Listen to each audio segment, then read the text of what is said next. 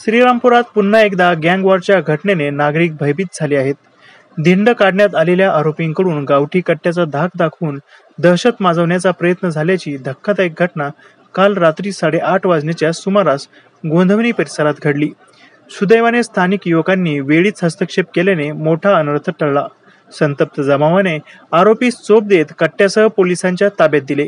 मिळालेल्या माहितीनुसार गोंधवणी परिसरात रात्री 8:30 वाजण्याच्या सुमारास प्रशांत भांड आणि गणेश उंडे हे दोघे समीर शेख यांच्या किराणा दुकानात गेले.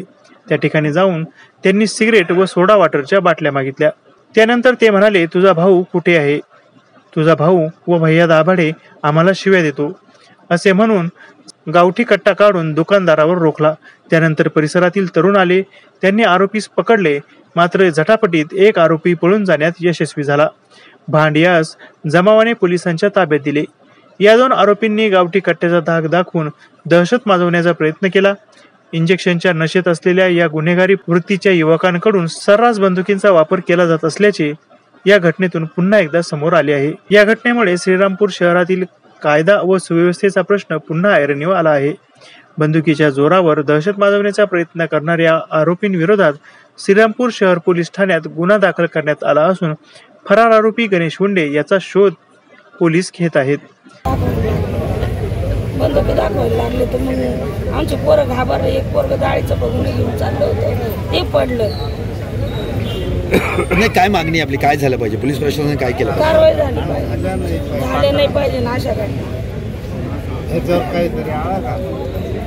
तो आमचे लहान लेकर रस्त्यावर होते, ते 4 जण होते. 2 जणांनी बंदुकी काढली. आमचे भाऊ आल्यामुळं नाही का आम्ही वाचल्या गेलेलो आहे. तर ते लहान लहान मुलांना बंदुकी दाखवत होते आणि फायरिंग पण केली गोळीची त्यांनी हवेमध्ये. आमचे भाऊ जर नसते आले तर आम्हाला फक्त पोलीस संरक्षण पाहिजे. उद्या गल्लीमध्ये कोणी पण गोळीबार करेल आमच्यावर.